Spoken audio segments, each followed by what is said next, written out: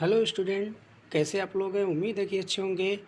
तो आइए आज हम आप लोगों को कंपाउंड इंटरेस्ट चक्रवृद्धि ब्याज पर आधारित प्रश्न का सलूशन कराने जा रहे हैं। इससे पहले मैंने एक वीडियो में आप लोगों को बताया भी था चक्रवृद्धि ब्याज पर। तो इसमें जो है हम जैसे उसमें मैंने 1 वर्ष के लिए, 2 वर्ष के लिए, 3 वर्ष के लिए बताया था। लेकिन जब आपको 1.5 वर्ष हो 2.5 वर्ष हो, तब कैसे आप जो है इसको सॉल्व करेंगे। तो आइए, ये काफ़ी मज़ेदार ट्रिक है। इसमें कोई फार्मूला लगाने की ज़रूरत नहीं है। ठीक, तो हम इसमें जो है धन और चक्रवृद्धि ब्याज और आपको दर और आपको टाइम निकालना जो है बिना फार्मूले से बताने जा रहे हैं। तो बने रहिए आप लोग और देखते रहिए कैसे बताते हैं। तो चलिए स्टार्ट करते हैं। देखिए यहाँ पर प्रश्न क्या है, किसी धन का 33 सही 1/2 ये प्रतिशत है। 33 सही 1/2 प्रतिशत चक्रवृद्धि ब्याज की दर से 1.5 वर्ष में मिश्र धन 42 रुपये हो जाएगा। तो आपको बताना है वह धन और चक्रवृद्धि ब्याज ज्ञात कीजिए। तो आइए इसका सलूशन देखते हैं क्या हो जाएगा। तो बहुत ही इजी वे में बताने वाला हूँ बिना किसी फार्मूले के। तो आपको मैंने बताया था ना, 33 सही 1/2 प्रतिशत को आप क्या लिख सकते हो। अगर आप इसको हल करेंगे तो कितना हो जाएगा। अगर आप इसको हल करेंगे, यहाँ देखिए 3 है, 3 है, 1 मिनट, यहाँ 3 बनाइए। 33 से 1/3 तो ये क्या हो जाएगा 99। 99 एक कितना 100, ये हो जाएगा आपका 100 बटे ये हो जाएगा 3। तो यहाँ भी प्रतिशत है तो 1/, कितना हो जाएगा 100। इसका मतलब 100 से 100 क्या हो जाएगा कैंसिल। तो बचेगा कितना 1/3। क्लियर है। तो आपको अब डायरेक्ट याद रखना है कि 33 से 1/3 प्रतिशत को क्या लिखा जा सकता है 1/3 लिख सकते हैं। क्लियर। अब देखिए यहाँ पर कितना दिया है 1.5 वर्ष दिया है। तो पहले 1 वर्ष के लिए हम लोग देख लेते हैं। तो यहाँ अगर हम देखें 1 वर्ष के लिए, अगर 1 वर्ष के लिए देखेंगे तो यहाँ पर कितना आ रहा है 1/3। 1/3 ने, अब यहाँ पर देखिए 1/3। तो अब 1/3 1/3 दर से है ना, कितने के लिए 1 वर्ष के लिए है। तो गुणा कर दीजिए तो कितना आ जाएगा 1/3। ठीक, 1/3 दर से अब कितने वर्ष के लिए 1, तो कितना हो जाएगा 1/3। अब यहाँ पर देखिए तो यह 1 वर्ष के लिए था 1/3 दर के हिसाब से। अब यहाँ पर हम देखेंगे तो अब यहाँ पर अगर देखिए तो ये अगर मान लीजिए कोई धन 3 रुपया है, 3 रुपया है।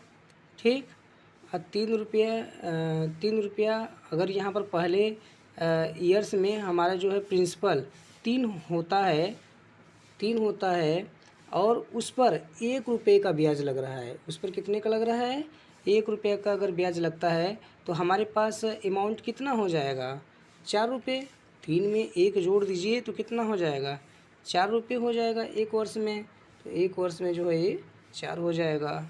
ठीक, उसी तरह से अगर हम देखें तो यहाँ पर आधे वर्ष अगर हम देखें तो आधे वर्ष के लिए अगर हम देखें तो इसी तरह से इसमें भी हो जाएगा। कितना हो जाएगा, तो रेट तो आपका ये है 1/3 और यहाँ पर आधा वर्ष का गुणा कर दीजिए तो कितना हो जाएगा 1/6।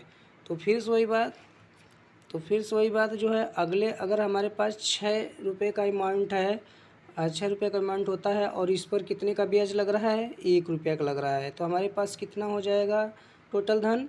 तो ये 6 में क्या करिए 1 जोड़ दीजिए तो 7 हो जाएगा, ही ना होगा। तो इसका कहने मतलब ये हो गया कि अगर मतलब फर्स्ट ईयर के लिए अगर हम देखें तो पहले धन कितना था 3। ठीक, उस पर रेट लगाए 1 रुपये का ब्याज लगा तो कितना हो गया धन हमारा 4। इसी तरह से अगर हम देखें तो यहाँ पर कितना था आपका अमाउंट कितना था 3, उस पर ब्याज लगाया तो कितना हो गया 7 हो गया था, सॉरी 6 ना, 6 है ना, देखिए यहाँ पर 6 है तो इसको 6 बनाइए, ये 6। तो 6 रुपये का कोई धन था, कोई अमाउंट था, तो इस पर हमने ब्याज लगाया 1 रुपये का, तो कितना धन बनेगा ये आपका 7 रुपया। देखिए अगर ये रेशियो में है तो इसको आप डायरेक्ट आप इसको कैंसिल कर सकते हो, 2 दूना 4, ये 2 3 6, तो 2 3 6। अगर हम इसको देखिए 3 त्रिका कितना हो जाएगा, 3 त्रिका आपका 9 हो जाएगा, और ये कितना हो जाएगा, 7 दूना 14 हो जाएगा। क्लियर है। अब देखिए ये क्या हो गया आपका, ये आपका देखिए P हो गया, ये देखिए आपका A हो गया, और इनको अगर आप घटाते हो तो ये क्या आपका बनाएगा बताइए, ये आपका जो 5 आएगा ये क्या आ जाएगा, CI आ जाएगा, कंपाउंड इंटरेस्ट इसको बोलेंगे, ठीक है ना, ये CI हो जाएगा। अब लेकिन अब आपको कितना दे रखा है, यहाँ पर देखिए 4200 रुपये दिया हुआ ना, 42 रुपये मिश्र धन दिया है, मतलब ए, मतलब ये 14 नहीं है बल्कि कितना दिया गया है, 4200 रुपये। ये देखिए 4200 रुपये, इसका मतलब ये कितना गुना हुआ, 14 तिया 42, तो ये 300 रुपये हुआ। तो अब यहाँ पर तो 9 रुपये तो मूलधन नहीं है, मूलधन कितना होगा, तो इसका भी आपको कितना करना पड़ेगा, 300, तो ये कितना हो जाएगा भाई आपका 2700 रुपये। ये देखिए मूलधन कितना आ जाएगा, वह धन पूछा गया था तो 2700 रुपये आएगा। और चक्रवृद्धि ब्याज आपसे पूछा गया है ना, देखिए इसमें क्या पूछा है, इसमें पूछा चक्रवृद्धि ब्याज, तो चक्रवृद्धि ब्याज कितना है 5 रुपये, लेकिन यहाँ पर कितना गुना बढ़ रहा है, यहाँ पर देखिए यहाँ पर कितना गुना बढ़ रहा है 3, तो 300 का जो है हमने गुणा किया तो कितना हो जाएगा 1500 रुपये। ठीक, तो ये देखिए CI आपका कंपाउंड इंटरेस्ट और जो है मूलधन निकल कर के आ गया। तो है नहीं इजी बहुत, तो इसमें बताइए कहीं फार्मूला लगाने की ज़रूरत पड़ा, बहुत ही अच्छा ट्रिक है, आप लोग जो है इसको सॉल्व कीजिए और आगे बढ़िए। तो आइए नेक्स्ट क्वेश्चन देख लेते हैं। जैसे यहाँ पर दिया है रुपये 6400 का 25% चक्रवृद्धि ब्याज की दर से 1.5 वर्ष में कितना मिश्रधन हो जाएगा, तो वह मिश्रधन और चक्रवृद्धि ब्याज ज्ञात कीजिए। तो अभी भी मैंने आपको समझाया है, तो इसका सॉल्यूशन क्या हो जाएगा, देखिए कोई यहाँ पर फार्मूले नहीं लगाने हैं, तो आपको यहाँ इस बार क्या दिया है, मूलधन दे रखा है 6400 रुपये। ठीक, आपके पास मूलधन है, अब मिश्रधन और चक्रवृद्धि ब्याज निकालना है। तो आइए, तो अभी मैंने आपको बताया, तो जैसे यहाँ पर दिया है कितना दर दिया है 25%, और 25% को क्या लिखा जाएगा 1/4, 1/4 डायरेक्ट। क्लियर है, अरे 25/100, 25 चौका 100, 1/4 आ जाएगा। तो याद रखिए जितने भी प्रतिशत हैं इनको आप याद कर लीजिए सॉल्व करके, ठीक, जो भी आता है। तो अब देखिए कितने वर्ष के लिए, 1.5 वर्ष के लिए है। तो चलिए तो पहले ईयर्स की बात कर लेते हैं। तो यहाँ पर अगर पहले ईयर्स की बात करेंगे तो पहले ईयर्स के लिए कितना हो जाएगा, तो 1/4 दर है, और कितने वर्ष के लिए है, 1 वर्ष के लिए, तो कितना आ जाएगा 1/4।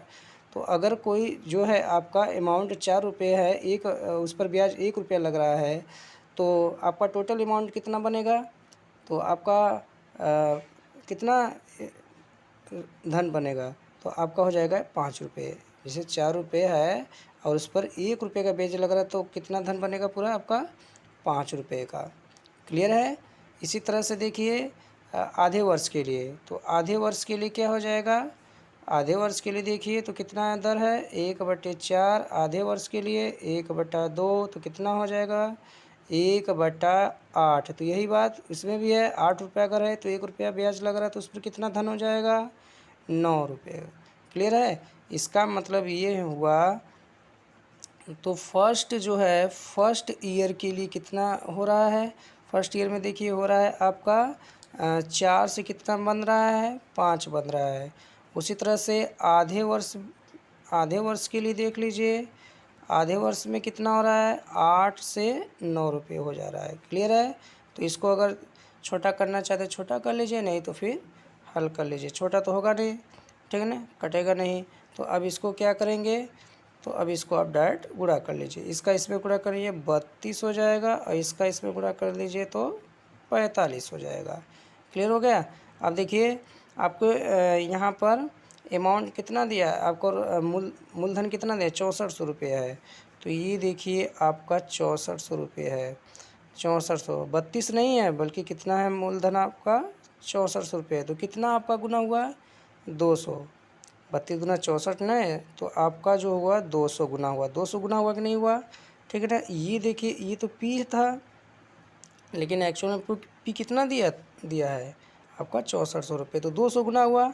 तो आपको अमाउंट पूछ रहा है ना, तो ये अमाउंट है, लेकिन 45 रुपये यहाँ पर रहा है, लेकिन 45 रुपये नहीं, इसका 200 गुना करके तब बताइए। तो 200 गुना कितना हो जाएगा, 45 गुना 90, तो कितना बनेगा आपका 9000 रुपये बनेगा। क्लियर हो गया। ये आपका अमाउंट आ गया, क्या आ गया, अमाउंट। तो इसी तरह से अगर कंपाउंड इंटरेस्ट निकालेंगे तो कितना हो जाएगा बताइए। अगर आप कंपाउंड इंटरेस्ट बताएंगे तो आपका कितना यहाँ पर रहा है, 13 बनेगा ना। अगर आप यहाँ से, तो 13 रुपये बन रहा है, 45 में से 32 घटा दीजिए, 13 ही आएगा ना, 13 आएगा। तो ये देखिए यहाँ से आप 200 गुना करिए तो कितना हो जाएगा, ये 13 दूना 2600 रुपये हो जाएंगे। बताइए, है ना बिल्कुल आसान। तो ये आपका CI आ गया, है नहीं जी। तो आप लोग जो है इस सवाल को जो है आप लोग अच्छे से लगा लीजिए। बिना फार्मूले के बता रहा हूँ, तो आगे मैं आप लोगों को दर निकालना बताऊँगा और समय भी निकालना बताऊँगा बिना किसी फार्मूले के। तो आप लोग ऐसे ही बने रहिए हमारे चैनल में और लाइक शेयर और सब्सक्राइब करना न भूलिएगा। Thank you.